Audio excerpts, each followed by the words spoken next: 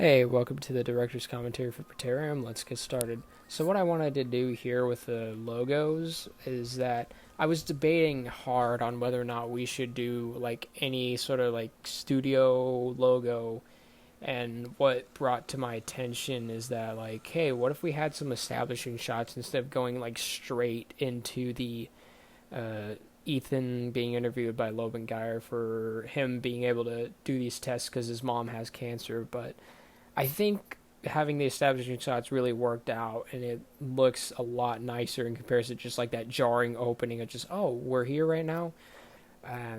Yeah, like the opening I get can be kind of Lobengar 3 ish.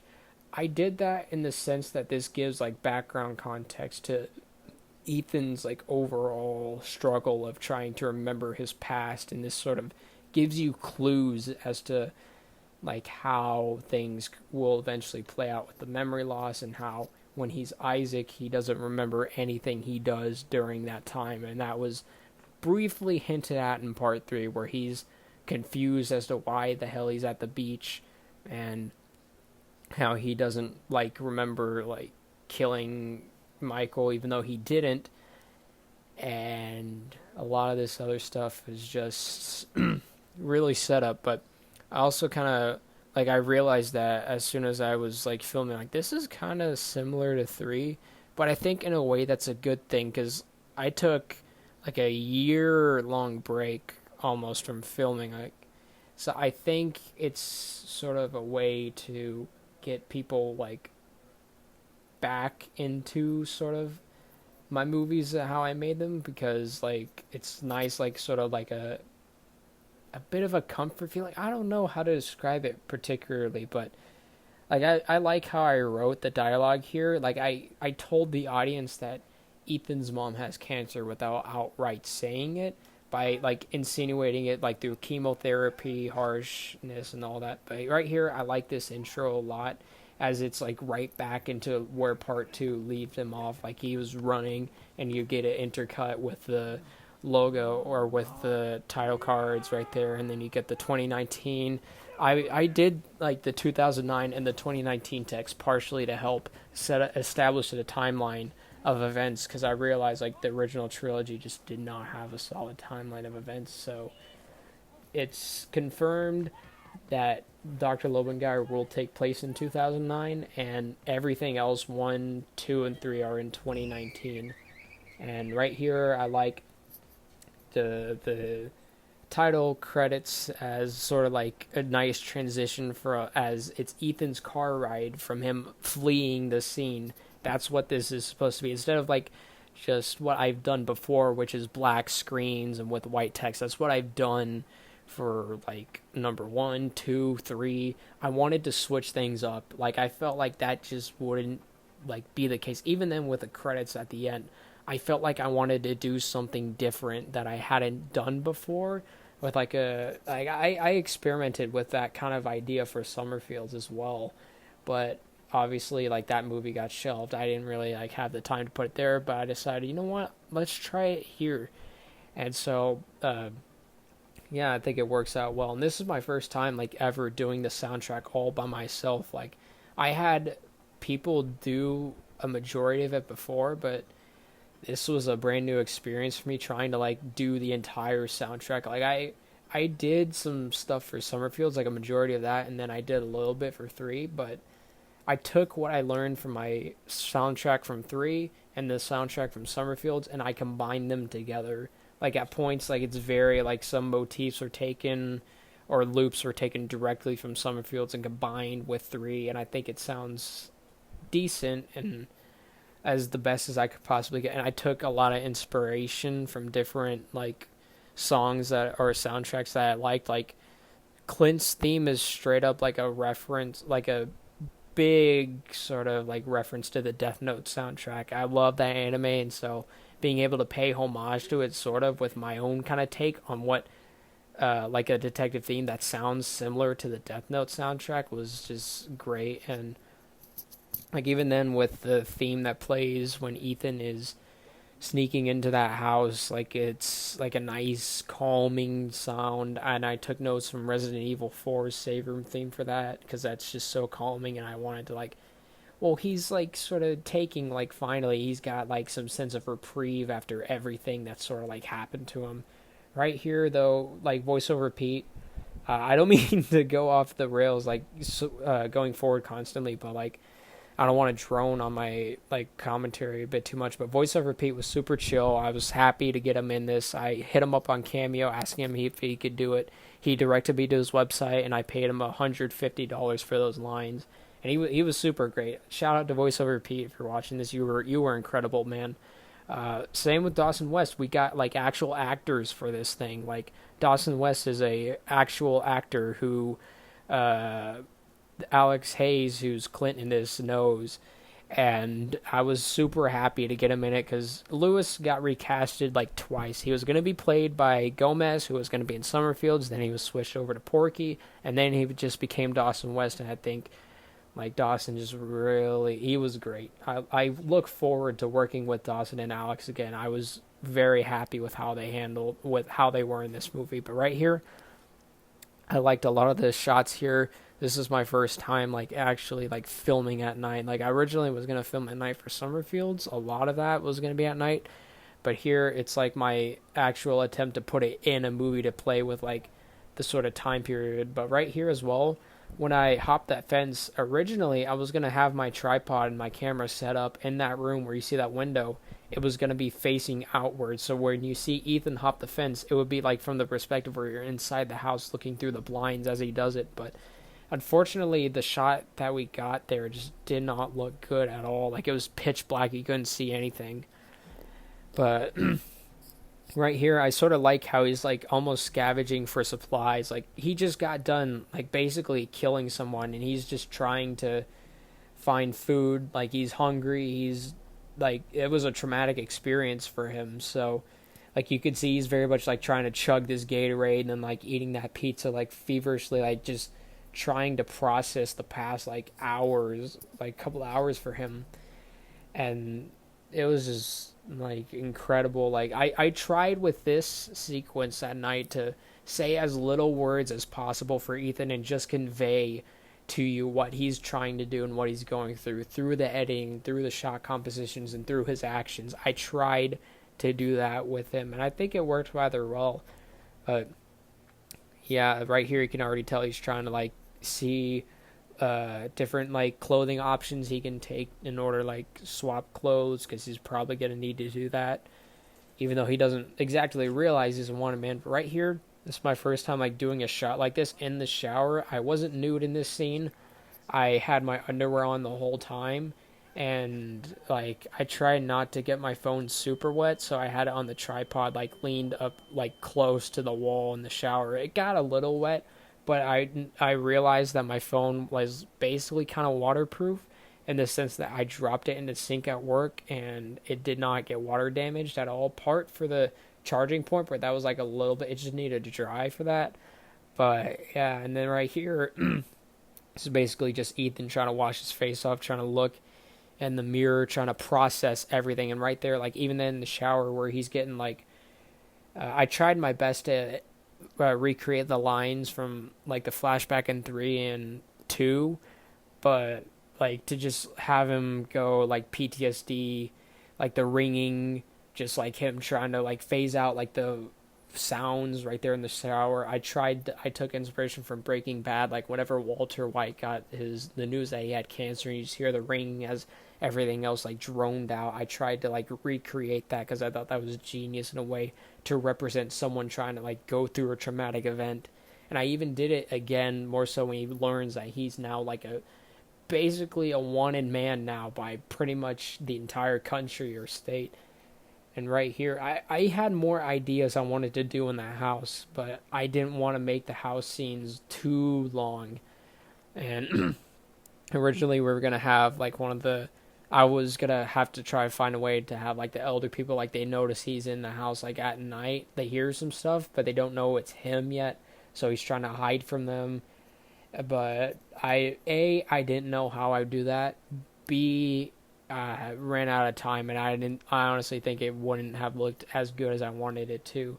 But right here, he's sort of like assembling his outfit that he will be wearing for the rest of the film, and even in the first parts of the film where he's in the slides, shorts, and shirt. I tried my hardest to like replicate what he wore in 2 and 3 without, or at least at the end of 2, without actually like having any like potentially copyrighted material on his outfit. But right here as well, like I tried to do the sort of like droning, like the sound drowning out, and with the ringing going up as he's like trying to, like, how else would you react if you found out you were now like a wanted man, and pretty much like a broadcast on national television is basically like trying to, like, you're wanted now. Like, I tried to my hardest to express how that would be. Like, he's like just rubbing his eyes, he's like has his mouth open, like just awestruck at it all. And it, like his response, like him going through his wallet trying to see how much money he has to potentially like flee the country. And yeah. Also, my voice is kind of hurting, so I'm trying not to talk as much. But yeah, right here he's going through his money, and there was a 20 and 100 in there, and that's why, like, and later on in the movie when he's like, where'd all his money go, he only is left with ones. And the reason for that is because Dr. Lopengar stole his money, so he would have no way to leave, like, after his task was done. Like, in case Dr. Lopengar needs him again, he's right there, like, he can't leave. But I like that sort of transition from him flopping onto the bed, like, at night, and then to the daytime sequence. And here, like, my grandmother had a cameo shout out. I love her actually doing this. She did a great job. I had very, like, nothing but positive words to say for her in this. I loved having her being able to do this, and very grateful. Right here, originally, we weren't going to have, like, a shot of her, like, saying, like, he has, like, a couple minutes to get out of the house. Like, it was just going to be, like, this, and then straight cut to him, like, running. But then it came to my attention, like, he kind of threatened this old woman. Like, she should be a little more perturbed with him. And right here, like, she gets up in his face, like, get out of my house before the cops. And then he, like, that nice transition to him, like, running. And that slide wasn't intentional, by the way. I legitimately slipped trying to run out that hallway there. But I think it ended up looking natural, looked nice. And right here, he goes back for the gun. He doesn't want to leave any evidence behind. And I liked having, like, my grandmother do, like, a countdown right there to add some intensity to the scene. And, yeah, I think that panned out pretty well. And right here we have my grandfather coming out, like, sort of a little comedic, where he's, like, coming out the last moment. Right here we got Alex Hayes as Clint. Fucking, like, one of my favorite, like, actors to ever work with in this. He was incredible. Like, I met him in acting class because I've been taking acting classes recently, and he was just incredible. Like, I cannot express how much I liked him in this movie. Like, he took notes. He was there ready to do anything we asked him to do. It was great. Right here, yes, that is Commander Stephen from Part 2. Like, Stephen Boyer is his, like, full name. That is the police commander from Part 2. And I didn't add too much background to Clint, but basically, yes, he is rivals with Riley McMurray. And the reason for that is because Riley and him used to be partners until a sort of, well, something happens, and Riley blows up on Clint, and is like, you know what, I can be a better detective than you, and so he splits off and does his own thing, becomes a private detective, and they sort of have a rivalry with each other. May or may not get expanded more in future projects. We'll see. Right here, again, he's reacting to the news of, like, I wanted that broadcast to sort of, like, be the thing that brings together both Ethan, Lewis, and Clint, which are the core 3 characters of this movie. And yeah, I liked a lot of the shot composition that we did for some of this, like the camera in the fridge and the camera in the cabinet. And then here, Ethan's trying to, like, buy supplies for him to for his long road trip ahead of him. And right here, like, I like it a lot. Some of the shots, like, We were originally going to have Lewis stalking him throughout the city for a bit, but we ran out of time, unfortunately, and that's one of the regrets that we didn't get to do that. But right here, I like how we're following Ethan stop, and then we follow Dr. Lobengeyer as we initiate a chase scene here. It's pretty cool, and I like how, like, no words at all, I convey to you, like, Dr. Lobengeyer is a man that waits, studies his enemy first, watches how they work first before he decides to make a move that will make him a step ahead from his prey. And like right here, like he's taking the stairs. All right, and I'm gonna go take the elevator now, like to get to your destination faster than you can. And originally we were gonna have like the elevator thing as like a little like blooper gag, but I legitimately liked how it flowed with this scene right here, like the shot composition of like the top down with the stairs. I loved how we did that.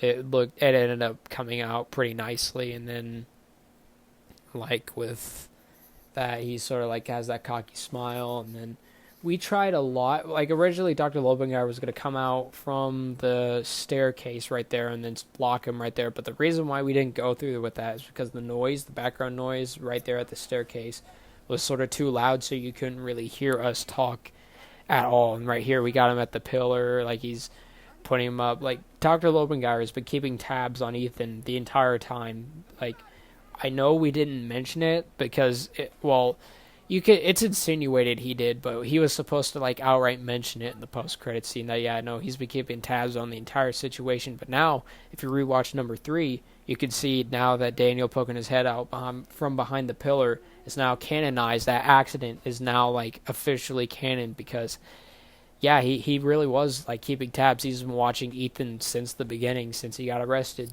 which makes him more like an omnipresent like threat and looming presence over Ethan's life. And I just liked how this shot composition looked, and the dialogue between them, and I improv'd that Ethan sort of like freaking out a bit there after he like the switch from Ethan to Isaac. I sort of did that on the spot because I figure like, well, it should be pretty painful if he's going to switch to this other personality, and so I did that. And then right here, this is sort of the mask that we'll be using for Dr. Lobengeyer that he sort of throws on the ground. Reason why it isn't the original mask from part 1 is because, well, we threw it out, we got rid of it, we didn't think we needed it again. But also, like the note, Brogan was supposed to pan up to the dash up there where you see like a bit of the paper sticking out, and that's what catches Ethan's eye and makes him want to like pull it down, and then bam, like the notes that Michael left behind. Because Michael, as well, as much as Dr. Lobengeyer is stalking him, like Michael has been like monitoring the situation as well, trying to get revenge on Lobengeyer. And the reason why he's so buddy with Ethan in this is because he just wants to use Ethan as a way to get back at Lobengeyer, because he can't really like come out and say that, no, hey, I'm alive, I did not die from, like, you didn't kill me. Like that would put a bigger target on him, and that would just make things worse. So ideally he uses Ethan to expose Lobengeyer. And the reason why he has the mask as well will be explained in the future, but for now, the outfit that he wears is red in this, it's very different from the one when we next see him in 3. And even then, the post credit, you see it's the same jacket. Like he now has the 3 jacket because the red one gets damaged in the fight with Lewis. Like you can see, it starts like falling off, and he starts to get the sense to like use another outfit that will actually like be more efficient and better for him. Right here, this is the park from 3 where he got arrested at. And it's basically like a trip for Ethan to sort of like retrace his steps, almost like he's going back to the park, and then he's going to go get the jacket that he wore in number 1. And right here, Lewis sort of like sneaks up on him. I like that, sort of like he comes back and points the gun to his head, and the whole fight scene with him and Michael. I wanted that to go on for a little longer, but I think what we got was pretty decent, all things considered. I I put Ethan's one-liners in this one. Like, he had one-liners in 3, and so I made sure to, like, have that same feel of his character here, like, to make sure that, yeah, he's still just as likable and charming as he kind of was in 3. But, yeah.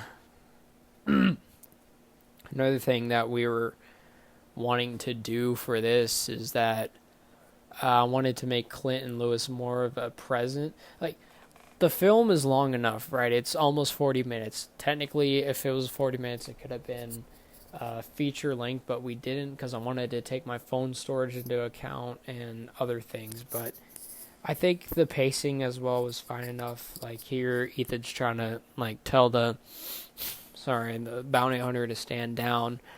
And, like, it's sort of, even then the joke he makes where it's like he thinks Lewis could be a cop, considering, like, you know, in the past, like Riley and Ash, they weren't in police uniforms. I poked a little fun at myself for not having for them not having like actual police uniforms. They're just casual wear. But right here, I put this in to sort of tell you how Lewis is going to get to the final, like, area, like, that this comes in later when he takes the photo. But yeah, like, the sword I thought would have been pretty sick to use, because it's like, I never really done sword combat before, and I wanted to, like, try and experiment with it in this one. And even then, like, the mask changer, like, the different, like, mask voice, because it occurred to me in number 3, like, we see him with the mask in 3, right?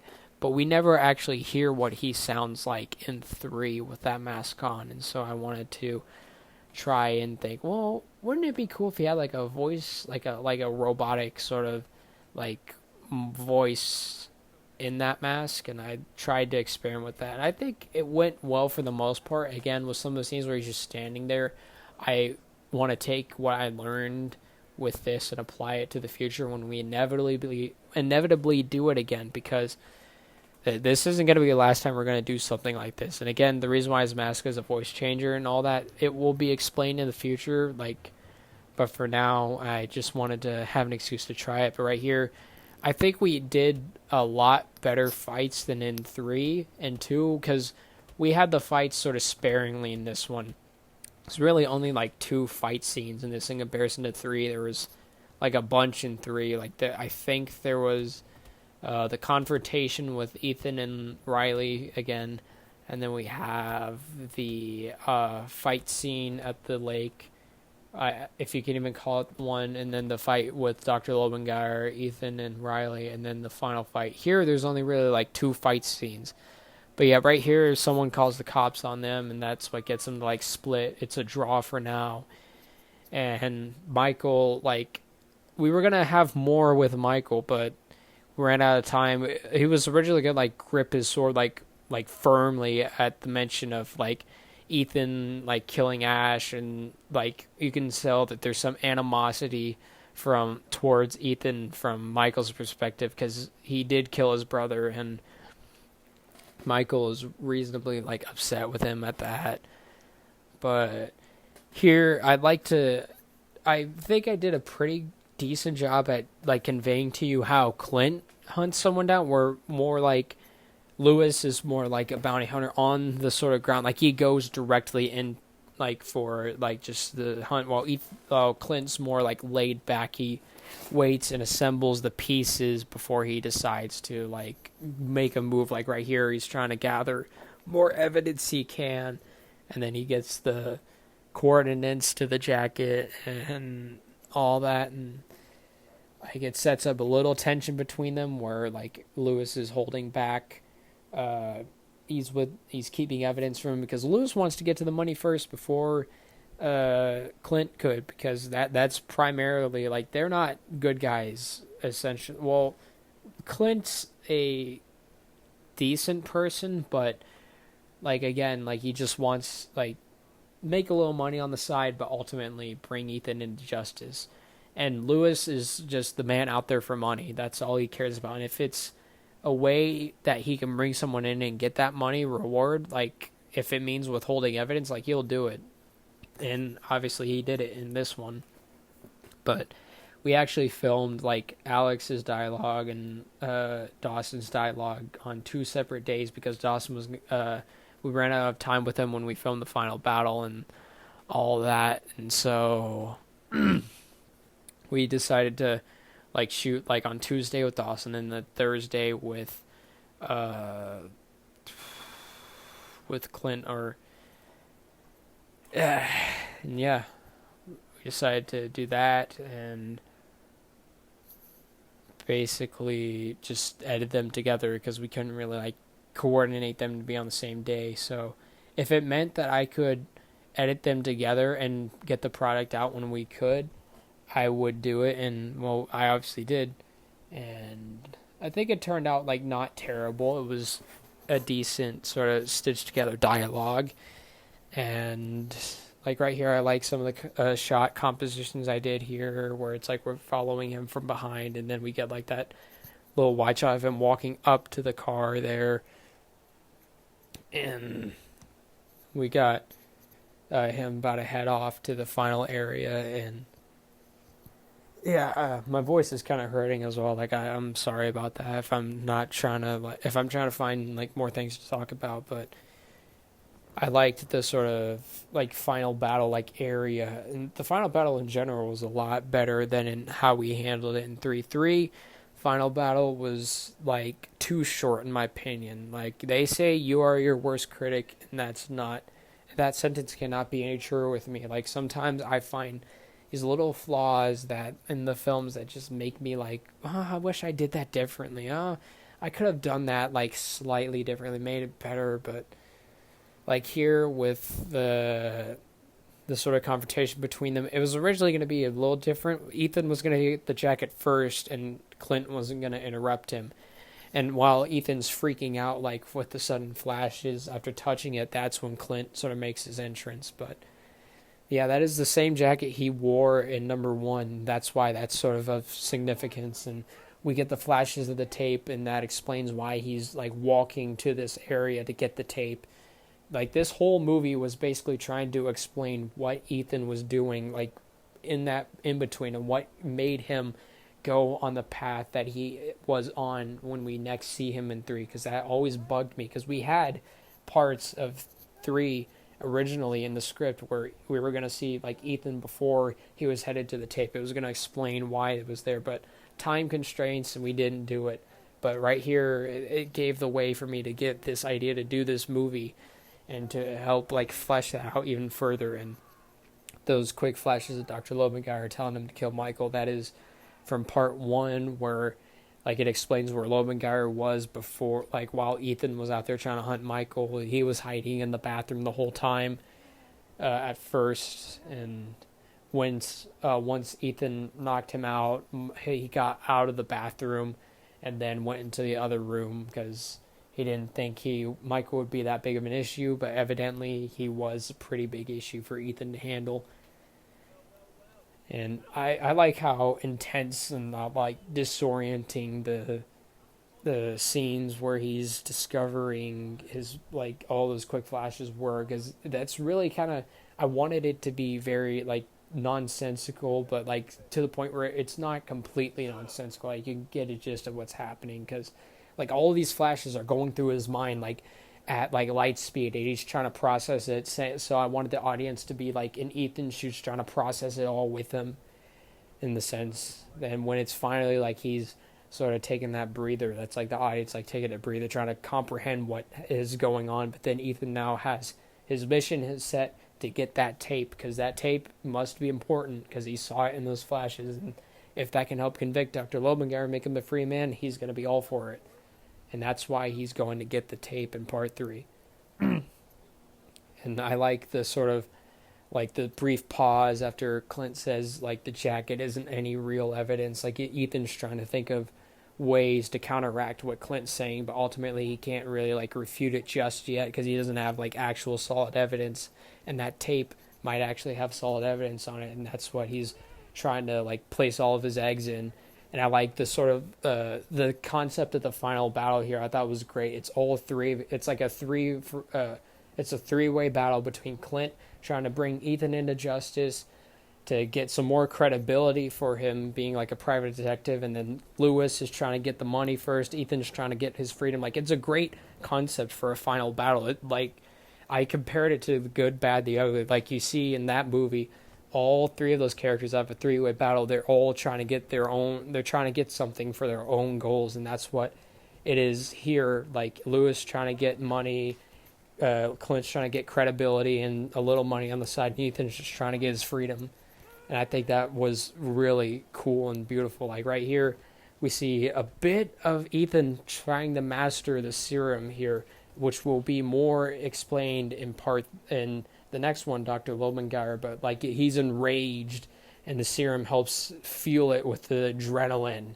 and all that, and he's being able to actually use the serum without being under Lobengeyer's control. But right here, I really liked how we did this, because the metaphor, like when it pans over to like the bridge, under the bridge, you see the water under the bridge after they make the deal, because their conflict now is water under the bridge, right? I thought that was kind of like cool, like thematics for the location, and the music I used here, like I made, that piano that you hear is the same one from when he dies in part 3. So I wanted it to be like, in a way, he's signing his own death warrant by agreeing to go get evidence for Clint. And I combined some other stuff from Summerfields, and this is my first time like actually trying to do like a choir like soundtrack, like a bit like that, straight up a choir, and I didn't know how it would work or sound, but it ended up, I think it sounded pretty decent. Like right here you can see the water under the bridge, and even then like a little later, and yeah, like so now I wanted to also like recontextualize part 3 in the sense that now you're starting to see like why Ethan was there. Like now he made a deal with Clint, and that makes you even more like curious, like how does like Clint get all the credit now for like what happened in part 3? Like how is this all gonna like play out like after 3? And that was my ultimate goal. I think I did a pretty good job recontextualizing 3. Like now, like it's like with Across the Spider-Verse and Into the Spider-Verse, right? Across the Spider-Verse recontextualizes Into the Spider-Verse, and this one, Praeteritum, recontextualizes Lobengeyer Syndrome 3. Like now you see it in a pretty different light, especially with the post-credit scene, which we'll get to in a second. I like how like Alex had the idea to just like go off on him here. Like Ethan, like Lewis is still like, "Hey, you're letting my bounty get away." And like this is the moment where he realizes, man, this is not worth it, all that trouble, and so he just walks away. And Ethan sort of like triumphantly walks away back to go get more evidence, but like with the promise that he might be a free man and he might finally like all this might be over for him. But in part 3, we realize it doesn't necessarily end too well for him. He is free. He is a free man in part 3, but not in the way he wanted to be a free man. Just put it like that. But right here, I wanted to have multiple like different people. Like I approached different people to play the role of Commander Steven, but like it was going to be to Iceman. Then I went to James C. Burns of Call of Duty. And ultimately, I decided, you know what? Like, I know Steven the longest. Like, I can probably try and match his mannerisms and way of talking and accent, like, as best as I possibly could. And I think I did an all right job. Not perfect, but all right enough to where where you start to recognize, like, isn't that, like, Commander Steven? Like, Commander S. Boy, oh, it's Commander Steven. And I like this sort of, like, conversation. It basically, like, now sets up like you're getting the more context recontextualization for part 3, and right here, like this is, I love how I did that ending is straight up like you could just go straight into part 3 and you would be caught up on what was happening with Ethan now. And like even then like the blurry, like you see them walking in the background, I thought that was pretty sick. Right here, this is set up for future movies. I mean, maybe not. You'll never know until those movies happen. But, like, yeah, I tried to recreate the shot with, like, the tracking him from behind, walking up to where the tape is as best as I possibly could from number 3. But, yeah, I think it ended up shaping out to be pretty good. And Yeah. See him walking in slow motion. I slow motion this shot because the dialogue went on longer than the shot here, and so I needed to make it like last long enough for the dialogue there. And right here, yeah, the ending. I loved how this happened. Like you see the same thing for Parthenon right there. You're already caught up. You already know what he was doing. And then I had an Uber driver one day Uber me to work, and he was a rap artist like Kid Boston. Shout outs to Kid Boston. He was incredible, and so I actually listened to some of his music, and I'm like, you know what? We should probably use this for one of the like the credits song. And so I listened to Big Loner. I asked him like, hey, I put the song on the credits like to demo it and show it to him like as proof like, hey, this actually kind of goes hard. We should probably use it. And he gave me permission to use it. So I was very happy that we were able to get it in the film, and I think it looks phenomenal. Like these credits were a lot better than the previous credits. Like it's very artistic. It's all like the sort of bloopers and like the original stuff, but with a banger song to go along with it. Like wow, like I was awestruck at how good these credits were. And yeah, and I was happy with these credits and the song being able to use it. But now when we go to the post credit again, that kind of recontextualizes what Dr. Lobengar was doing before, like right before he meets Riley. Like you see, like he was talking to someone suspicious, like because like at the end of 3, right, we see that Michael says no, he's got other things to do, and now we kind of get an idea of what he meant exactly by that when he points the gun at the Gawain, which that name, if you know what that name means, if you know who had that name in history and mythology, you'll kind of get an understanding of like what exactly where we're going next with this sort of stuff. Praeteritum overall was supposed to acknowledge the previous 3, like set up what Ethan was doing, recontextualize 3, but also like be a sort of gateway and showing you what we're going to do next, where the series is going next after this one. And I think I did a pretty good job. I hope you all enjoyed the movie. I know I worked my ass off to make this. It took like 4 months to make it, like trying to get like the actors to cooperate at points, like trying to schedule filming days, and then it got pushed back and then all that, and I got like worried it was going to be canned like Summerfields, but no, we pulled through. We actually made it and we released it. I'm so fucking happy to actually be able to say that. And yeah,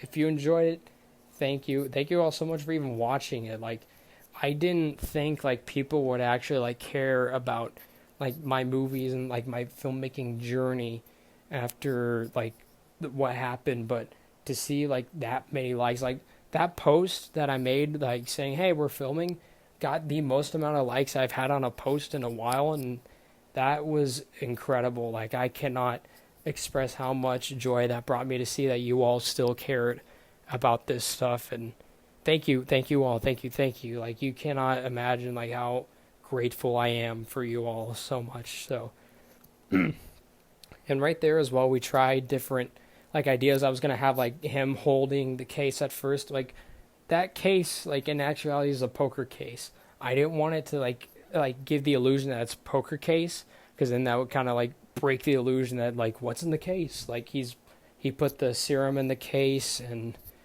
like I took inspiration from Pulp Fiction a bit, where you see like the case like it's glowing, like you don't know what's in it. And I tried to like take inspiration from that there, but like here we refilmed a bit of 3 here, so you now realize what he was doing prior to meeting Riley. And right here, like we switched body, like I was in the costume for Gawain, and then now Brogan's in the costume for Gawain. I wanted to have that like illusion, like what Marble Hornets did, where they switched body types, so you don't know who was playing Gawain. But yeah. That was the director's commentary for Praeteritum. Thank you so much for watching.